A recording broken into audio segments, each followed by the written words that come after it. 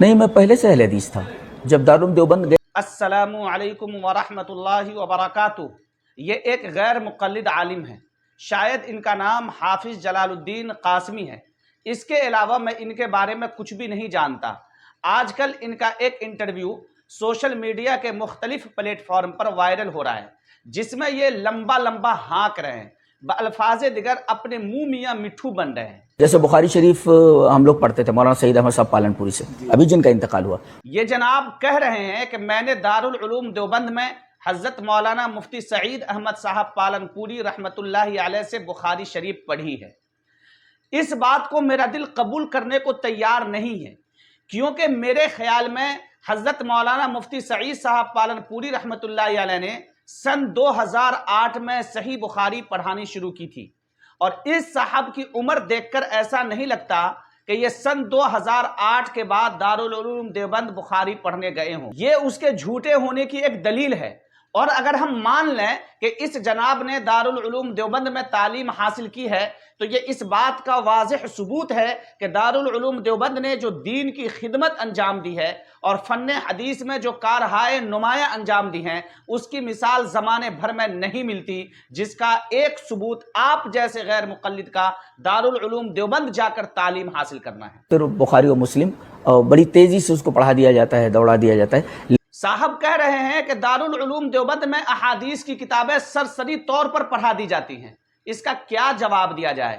دارالعلوم دیوبند کی چہار دیواری سے جو حضرات واقف ہیں وہ اس بات کو جانتے ہیں کہ دارالعلوم دیوبند میں بخاری اور ترمذی دونوں جلدیں، یعنی بخاری کی دونوں جلدیں اور ترمذی کی دونوں جلدیں مکمل طور پر مفصل اور مدلل پڑھائی جاتی ہیں، اور خاص طور سے حضرت مولانا مفتی سعید صاحب پالنپوری رحمۃ اللہ علیہ بخاری شریف اتنی تفصیل سے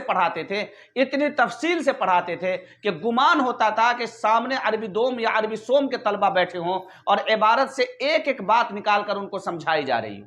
صحیح مسلم اور سنن ابو داؤد کو تو اتنی تفصیل سے پڑھائی جاتی ہے کہ دونوں کتابوں کی دونوں جلدوں سے غالباً 100 صفحات سال بھر میں مکمل ہو پاتے ہیں۔ اس کے باوجود یہ الزام لگانا کہ احادیث کی کتابیں سرسری طور پر پڑھا دی جاتی ہے، یہ بہت بڑا جھوٹ ہے۔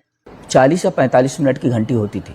جناب کہہ رہے ہیں کہ دارالعلوم دیوبند میں 40 منٹ یا 45 منٹ کی گھنٹی ہوتی تھی، یہ مکمل طور پر غلط ہے۔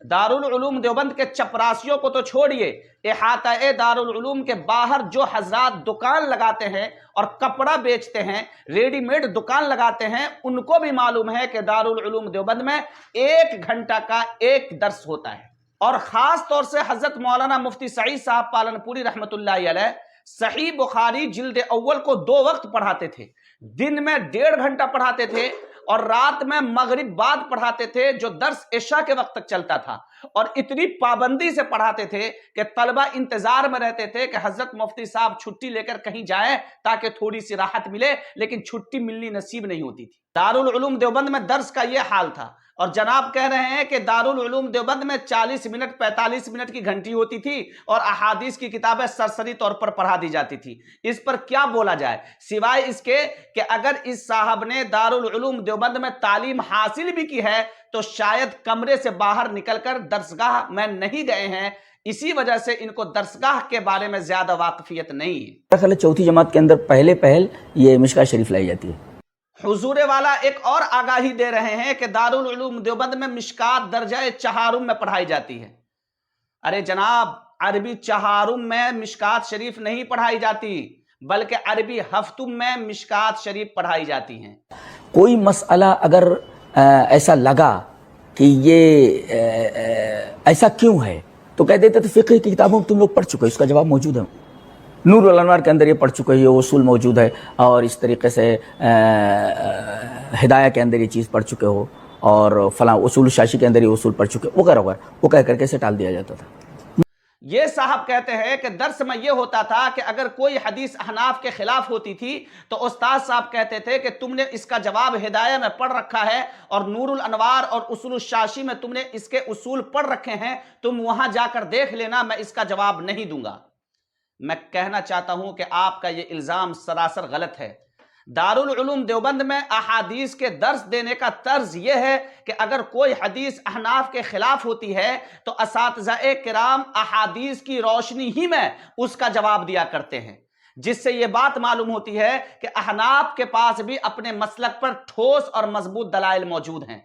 ये नहीं कहा जाता कि तुमने फिक्र में पढ़ रखा है और नूरुल अनवार में ये उसूल है और उसूल शाशी में ये उसूल है, आप ये गलत इल्जाम लगा रहे हैं। ये कहा जा सकता है शेख के दारुल उलूम देवबंद में जब आपने पढ़ा तो मजीद उन्होंने आपको अहले हदीस बना दिया जी जी जी उनके जी कमजोर दलाइल होने के। हाँ, जी, अगर जी। इनके पास ये दलाइल मौजूद है मतलब नीचे तो किसी के पास दलाइल वही जी आप जनाब ने ये कहा कि मैंने दारुल उलूम देवबंद में तालीम हासिल की तो मैं गैर मुक़ल्लिदियत में और पुख्ता हो गया, क्योंकि मुझे पता चल गया कि फ़िक़्ह हनफी दलाइल के एतबार से कमज़ोर है।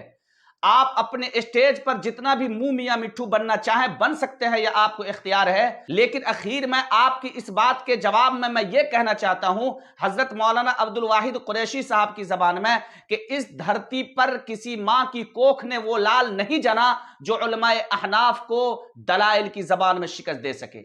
बकिया आपको इख्तियार है। वमा तौफीकी इल्ला बिल्लाह।